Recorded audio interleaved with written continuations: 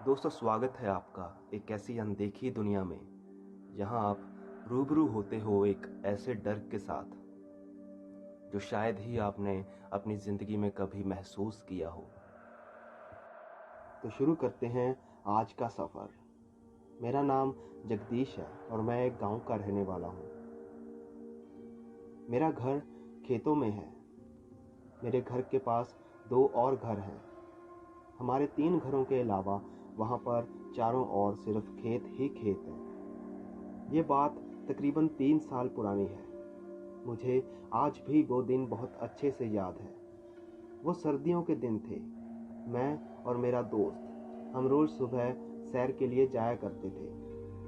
रोज़ की तरह उस दिन भी हम सुबह 5 बजे सैर के लिए निकले थे। बाहर निकलते ही पता चला कि धुंध बहुत ज़्यादा है और खेतों में तो वैसे भी धुंध बहुत ज़्यादा होती है। हम जिस रास्ते पर सैर के लिए जाया करते थे वो हमारे खेतों में जाता था। हम 3 घरों के अलावा वहाँ पर और कोई भी नहीं जाता था क्योंकि वो रास्ता आगे चलकर बंद हो जाता था। हम रोज़ की तरह बातें करते और एक दूसरे का मजाक उड़ाते हुए जा रहे थे। कुछ ऐसी बातें जिनका संबंध हमारे आने वाली ज़िंदगी के साथ था और कुछ ऐसी जो बीती हुई ज़िंदगी की थी। हम अभी चलते ही जा रहे थे कि अचानक हमें ऐसा लगा कि हम दोनों के पैरों की आवाज़ के साथ साथ किसी तीसरे व्यक्ति के पैरों की आवाज़ भी आ रही है।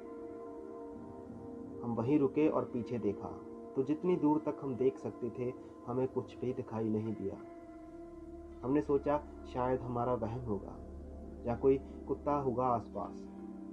हम उस चीज़ को अनदेखा करते हुए आगे चल दिए। थोड़ा और आगे बढ़े तो अब वो पैरों की आवाज़ हमारे कुछ नज़दीक आ चुकी थी। ऐसे लग रहा था कि वो बिल्कुल हमारे पीछे पीछे ही आ रहा है। हम दोनों थोड़ा डर गए थे।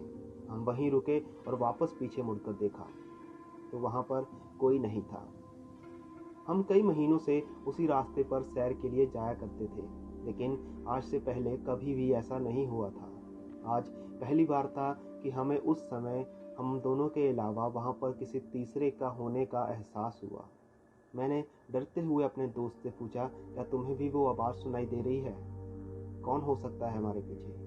तो उसने मेरी बात को मजाक में लेते हुए मेरा मजाक उड़ाने लगा कि कितनी जल्दी डर जाता है तुम, कोई नहीं, सिर्फ वहम है हमारा, या फिर हवा की वजह से पत्तों की आवाज़ होगी। तो मैं भी उसकी बात पर विश्वास करता हुआ आगे बढ़ने लगा। अभी फिर से हम थोड़ा ही चले थे कि हमें लगा कि हमारे बिल्कुल सामने से कोई भाग कर निकला है। ये देखकर हम वहीं पर जम से गए और आसपास देखने लगे, लेकिन कोई दिखाई नहीं दे रहा था। मैंने अपने दोस्त से कहा कि हमें वापस चलना चाहिए, मुझे ठीक नहीं लग रहा। लेकिन वो इन सब बातों में विश्वास नहीं करता था और बहुत बहादुर था। उसने कहा, कुछ नहीं होगा, हम अपनी सैर पूरी करने के बाद ही वापस जाएंगे। मैं डरा तो हुआ था, लेकिन उसकी बात सुनकर मुझे थोड़ा सा हौसला हुआ और मैं उसके पीछे पीछे चल दिया। अब हम वापस मुड़ने लगे थे। जैसे ही हम उस जगह पर वापस आए जहाँ पर हमें लगा था कि कोई हमारे सामने से भाग कर निकला है, हमें एक आवाज़ सुनाई दी। वो आवाज़ हमारे पीछे से आई थी। कहाँ जा रहे हो तुम दोनों? हम दोनों वैसे ही वहीं रुक गए जैसा पिछली बार रुके थे।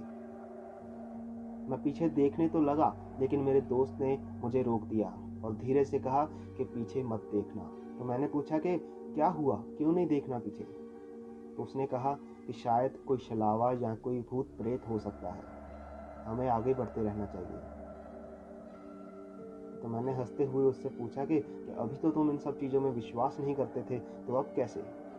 तो उसने कहा, विश्वास तो मैं करता हूँ, लेकिन तुम बहुत डर गए थे इसलिए मैंने तुम्हारा मजाक उड़ाया। उसने कहा कि अब ज़्यादा सवाल मत करो और चुपचाप यहाँ से निकलो।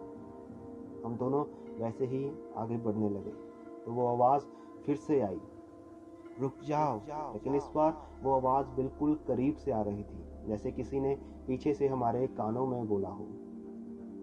ये सुनकर हम इतना डर गए और वहाँ से भागने लगे। भाग तो हम 2 रहे थे, लेकिन पैरों की आवाज़ ऐसे आ रही थी कि 10-15 लोग हमारे पीछे भाग रहे हैं। अब हम रुक नहीं सकते थे, हम भागते रहे और भागते रहे। थोड़ी देर बाद हमें हमारे घर दिखने लगे। हम भागकर मेरे घर में चले गए। वहाँ जाकर हमने दरवाज़ा लगाया तो सामने मेरे पापा खड़े थे। उन्होंने पूछा कि क्या हुआ, किससे डर गए इतना? तो हम दोनों ने डरते डरते उनको सारी बात बताई। तो उन्होंने दरवाज़ा खोलकर बाहर देखा तो वहाँ कोई नहीं था। सभी को ऐसा लग रहा था कि ये हमारा वहम था, क्योंकि हमने ना तो वहाँ पे कुछ देखा था और ना ही हमारे साथ कुछ बुरा हुआ था। लेकिन हम जानते थे कि वो हमारा वहम नहीं था, और अगर वहम होता तो एक साथ दोनों को ही क्यों होता। ये बात बिल्कुल सच है। और उसके बाद हम 5 बजे की जगह 7 बजे सैर पर जाने लगे, लेकिन फिर वैसा कभी नहीं हुआ। उस हादसे के कुछ दिन बाद एक शाम मैं अपने घर के छत पर खड़ा था। आसमान में बादल छाए हुए थे और ठंडी ठंडी हवा चल रही थी।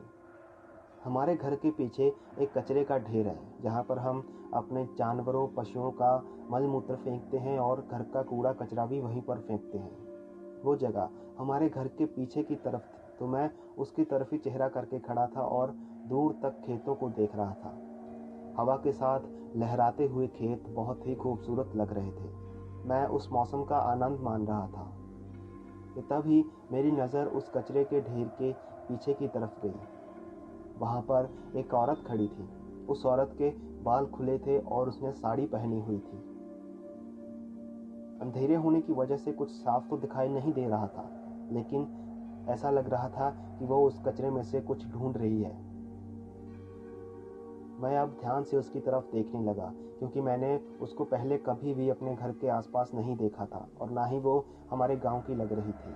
तो मैं अपने छत के किनारे के साथ साथ ही उसकी तरफ बढ़ने लगा, ताकि मैं उसको थोड़ा अच्छे से देख सकूं। मैं अपनी छत पर रहते ही उसके जितना नज़दीक जा सकता था मैंने जाने की कोशिश की। अपनी छत के एक कोने में आ गया था। मैं उसकी तरफ बहुत ध्यान से देख रहा था कि वो कर क्या रही है। वो कचरे में से कुछ ढूंढ रही थी कि तभी हमारी छत पर रखा पंछियों को पानी देने वाला बर्तन जिस पर मेरा पैर लग गया और उसने जोर से आवाज़ की। वो आवाज़ सुनकर वो औरत एकदम से रुक गई और धीरे धीरे मेरी तरफ देखने लगी। ये देखकर मैं बहुत डर गया और नीचे बैठकर छुपने की कोशिश करने लगा। थोड़ी देर बाद मैंने वापस उठकर उसकी तरफ देखा तो वो मेरी तरफ ही देख रही थी। ये देखकर मैं काफ़ी डर गया। अब मैं खड़ा हो चुका था और जोर से चिल्लाने लगा, कौन हो तुम और क्या कर रही हो यहाँ पे? जैसे ही मैंने ये बोला तो वो अचानक वहाँ से गायब हो गई। वो मेरी नज़रों के सामने एकदम से गायब हो गई। ऐसा कैसे हो सकता है? कोई इंसान एक पल तो वहाँ था लेकिन दूसरे पल वहाँ नहीं था। अब मैं समझ चुका था कि वो कोई इंसान नहीं था। मैं भागकर नीचे जाने के लिए पलटा तो देखा कि वो छत के दूसरे कोने पर खड़ी थी और मेरे तरफ धीरे धीरे चलते हुए आ रही थी। मेरा तो जैसे खून जम सा गया था। मैं हिलने की कोशिश तो कर रहा था लेकिन हिल नहीं पा रहा था। वो धीरे धीरे मेरे पास आ रही थी। जैसे जैसे वो पास आ रही थी मुझे उसका चेहरा ठीक से दिखाई देने लगा था। उसकी काली आंखें, जैसे उसमें सफ़ेद रंग हो ही ना, बिल्कुल काला, जैसे दो बड़े बड़े गड्ढे से। वो मेरे पास आ रही थी। उसकी चमड़ी फटी फटी सी थी, जैसे बहुत ही दिनों से किसी लाश को रखा गया हो। उसके दांत इतने गंदे थे और वो बहुत ही अजीब सी आवाज़ निकाल रही थी। उसके बाल बहुत ही ज़्यादा बिखरे हुए थे। अब वो मेरे नज़दीक आ चुकी थी। उसने अपना दायां हाथ मेरे गले पर ला दिया और उसको दबाने लगी। मैं छुड़ाने की कोशिश तो कर रहा था लेकिन छुड़ा नहीं पा रहा था और ना ही मेरे गले से कोई आवाज़ निकल रही थी। तभी सीढ़ियों पर से एक आवाज़ हुई। मेरे पापा दौड़ते हुए ऊपर आए तो उन्होंने देखा कि मैं ज़मीन से 1 फुट ऊपर हवा में लटक रहा था। जैसे ही उन्होंने मुझे देखा मैं नीचे गिर गया और उस औरत ने मुझे छोड़ दिया। वो औरत मुझे तो दिखाई दी थी लेकिन मेरे पापा को नहीं दिखी, लेकिन उन्होंने मुझे हवा में उड़ते हुए देख लिया था। ये देखकर वो बहुत डर गए। उन्होंने जल्दी से मुझे उठाया और भगाकर नीचे ले गए। अगले दिन उन्होंने एक बाबा को बुलाया।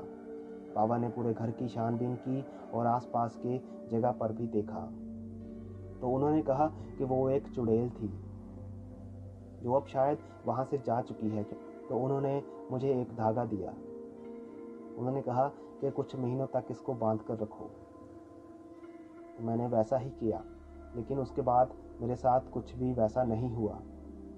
दोस्तों, ये थी आज की 2 कहानियाँ जो हमें जगदीश जी ने भेजी थी।